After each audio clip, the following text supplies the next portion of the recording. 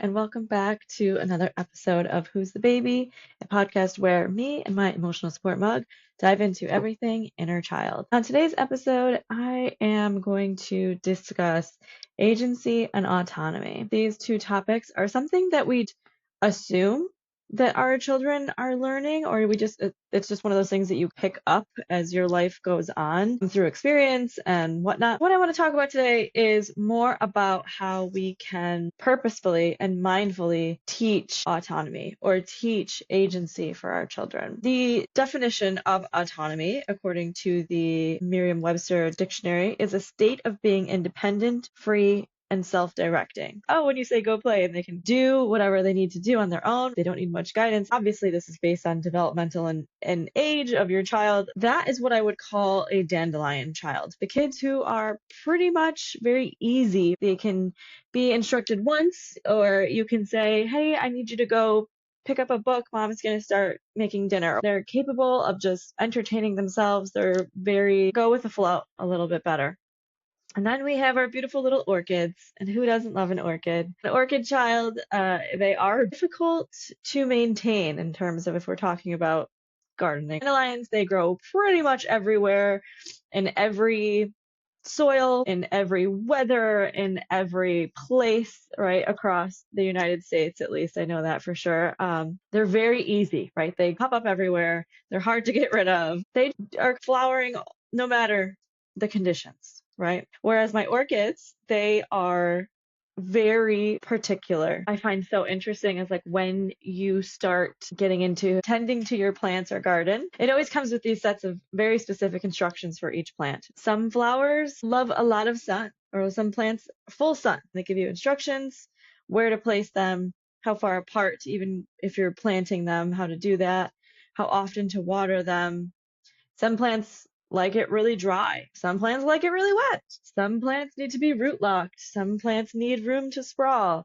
Some plants need to be spritzed instead of water down into the soil. Some need certain temperatures of water. Very specific instructions on how to love and how to make the plant be as pristine and as beautiful as possible. Those are my orchid children. And if you do not follow those instructions on how to love them, they will not bear fruit. They will not bear their beautiful flowering bodies and share with you their brilliance. I really love that analogy. I think it really helps parents also, in that it's not always about you. And I love when I can kind of help parents understand that it's not about you. Sometimes as adults, we always want to be in control, stepping outside of ourselves or getting out of our own way in order to do the right thing for the child is a difficult thing to think about. And for a lot of us parents, you're like, yeah, I know what to do. I'm the parent. I'm doing the best I can, but sometimes the best we can or the best we know isn't always what's best for the child. For a lot of parents, when they step in, it's not about what's best for the child and their longevity or about their path of learning and the skills building. I think it's more about what's more comfortable for the parent, where their current nervous system is at, their regulation. It's more uncomfortable for the parents to watch their child struggle than it is actually for the child to struggle. And again, as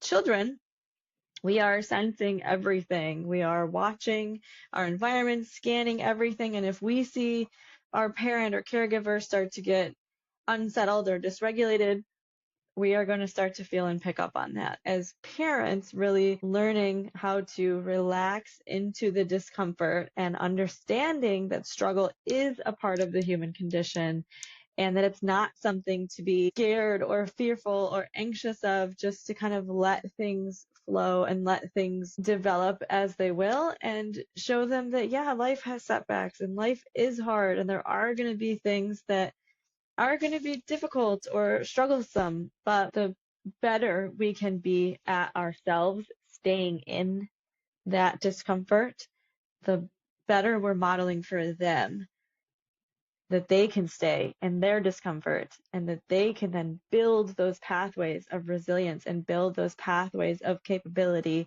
and believing that they can. It will be so much more worth it for you as a parent in the end, I promise. And removing that ego taking that out of the equation and really saying, okay, I surrender. What is it that you need? Or how do you need to be loved versus I'm going to love you the way I know how. With my orchids, it's more about I need to feel love and feel received in this way. I hope that makes sense. When we are talking about agency and autonomy, obviously this is dependent on your child's age and their developmental state. But humans are learning agency and autonomy all the time. It's a very active learning process. When we are first brought into the world, everything is new to us. We are actively picking up on all of the new information, new input. There's a lot of newness when we're first born in our first couple years of life. Once we head into our school years, there's a lot of new, but the newness is a little different. It can be around social, emotional relationships. It's also about listening to a teacher versus listening to a parent. So there's dynamics that are always changing. But what I want to impress today is specifically building that sense within your child and what it will do for them. This innate ability that when we make choices, it impacts the world around us, or we have the ability to impact or change the world around us, or we have a say we're putting out into the world. Those are difficult concepts, specifically for like my younger grade age children, but there are ways in which quite easily we can make them relatable. Okay, through play, children learn most when they are active in play. If we mean to do well, and this is one of those situations where I'm going to love you the way I know how versus you tell me how you want to be loved. As parents, if we're playing with our child or if we're letting them kind of like take the reins and, okay, you be in charge or you be the mom and I'm going to be the baby, and we start playing and then it's, oh, no, wait, hold on, or oh, no, stop, or oh, no, I want to do it this way. As the parent, we're saying, controlling the situation. When we really let our children drive the bus, particularly in play, we are building those neural pathways and instilling in them that they are capable. Capability is number one. We are instilling them confidence, and we are instilling them that it's safe to take risks, that it's safe to explore, that it's safe to experiment and not always know the answer, but it will help with that inner trust and that inner knowing of I can do this, or even if I make the wrong move here, it's still safe and I can problem solve out of it. It really is hugely impactful that as parents, we support this sense of creative exploration. For example, I always tell my kiddo, my job as your mama is to skill myself out of the job. And what I mean by that is my job is to teach you how to do all of these things in your life so well that you no longer need me to do it for you. And when you think about that, it's a very sort of like sad realization. In reality, is it true? Yes. Yes. My job is to make her a capable human so that she can go out into the world and thrive on her own and not need me anymore. Particularly when we have multiple children, when we have a baby of the family, always get that stereotype of, I don't know how to do anything, mama always did everything for you. Parents, we can fall into that trap or kind of get stuck in that, well, I just want you to need me so badly. I just want to be needed so badly as a parent. That is unfortunately really only serving ourselves, our ego, our nervous system, our emotional regulation. That's not what being a parent is about. Unfortunately, being a parent isn't about you. You made the decision to give life to this person, to give free will to this other little being. Now it's your job to teach them and help them become who they want to be in the best way that they can. Parenting really, unfortunately, isn't about receiving all the love and receiving the accolades of being a good mother. It is really about learning and removing that sense of ego and saying, yeah, like this person that I made doesn't have the choice to be here, right? I made the choice for them to be here. But now my job is to get myself out of my way and my ego and decide what is going to be best for that person to be successful and to thrive in their life and to help them get there in whatever choices and whatever they choose. Having this sense of agency really empowers them to make choices that will impact their future. And as parents, our job is to essentially be the support system. Our job is to essentially say, yep, okay, You got that? You want to do that? Let's figure out how we do that. And you lead the bus. You drive. That sounds so harsh and it sounds wretched. But truly, I promise, you will be creating a much more regulated, a much more empowered, and someone who has that self-responsibility to do the things that they want and to not let life decide for them what happens to them. It's really about this relationship that they have with this world. And is it my job to create the life I want, or is it just things happen to me and kind of fall into place? When we can nurture these environments for children to actively be learning those pathways, the much easier things will become later on in their lives. When we are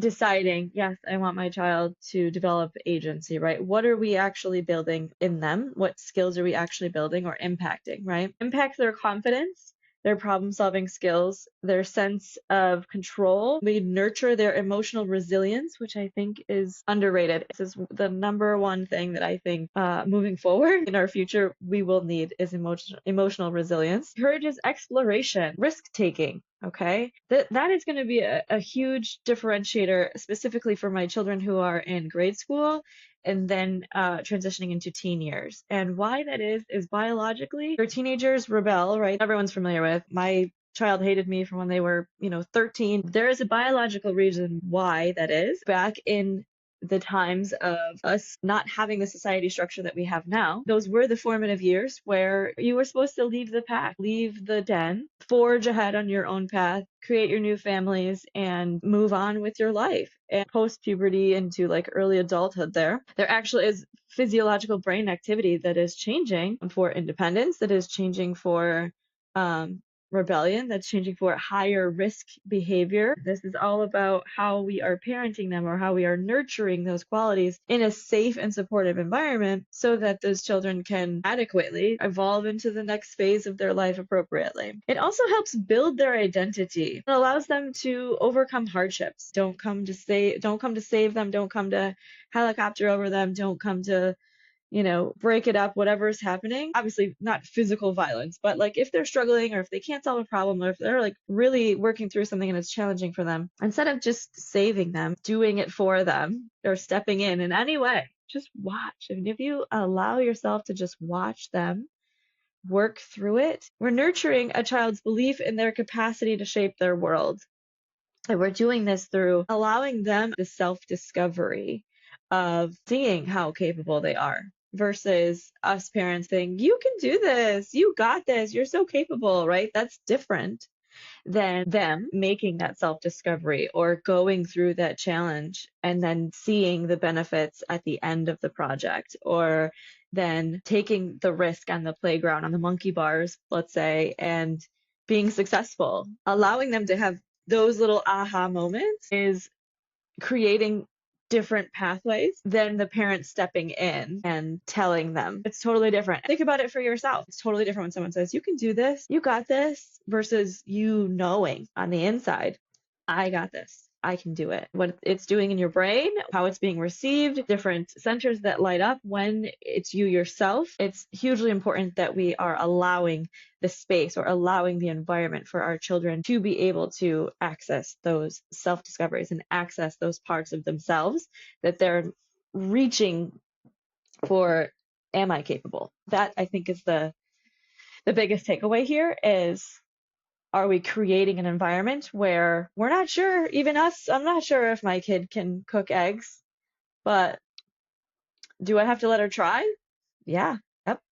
Also, what is that doing for me? That's showing me just how capable she is. She surprises me literally every single day. Our reaction specifically to that information is going to be a huge indicator of, did I do something correct? Did I do something wrong? Your children are always kind of feeding that vibe of the reaction that they're receiving when they have completed something that is either risky or feels a little bit on the edge comfort zone. And I know parents, it's hard. It's so hard to sit there and watch them struggle. Sometimes watch them give up. You just want to save them. You just want to love them.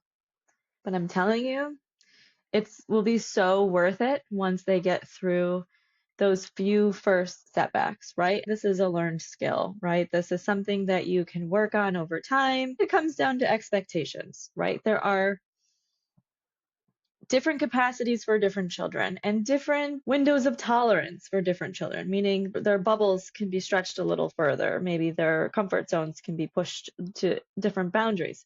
This is very child specific. I watched a documentary in Japan. Their toddlers, ages 2 and 3, are sent to the store to get groceries all by themselves, which to me, being an American, seems completely outrageous. Would that be great?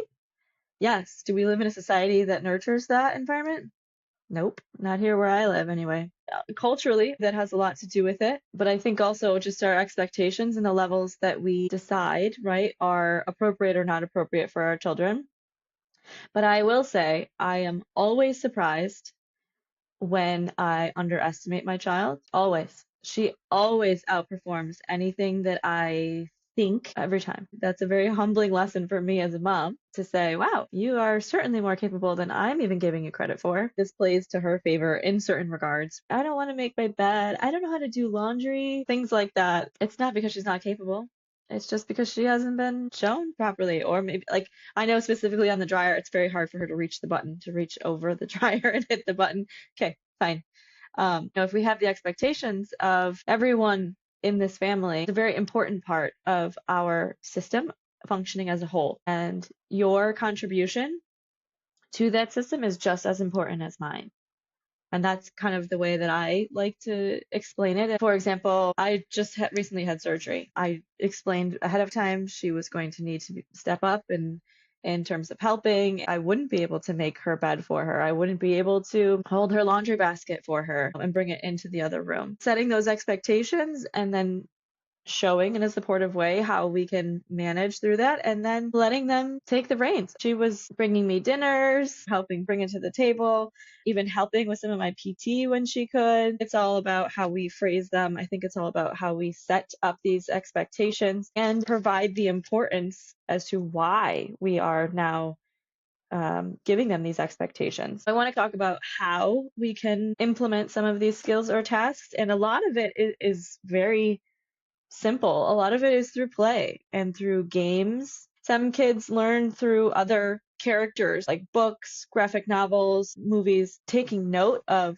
what is this character doing, what is this character exuding, or explain whatever conflict was resolved and how did they resolve it. Instilling in them that it's about the individual themselves. It's about that epiphany. It's about that moment of them realizing or their inner knowing that they can. The better at this we become as parents, as nurturers, as caregivers, you will see other things in them subside. For example, fear, anxiety, clinginess, doubt. It's not that we're going to totally eliminate some of these things from their lives, but we want to try to make things as easy path forward for them and an easy trajectory. To be human is to suffer.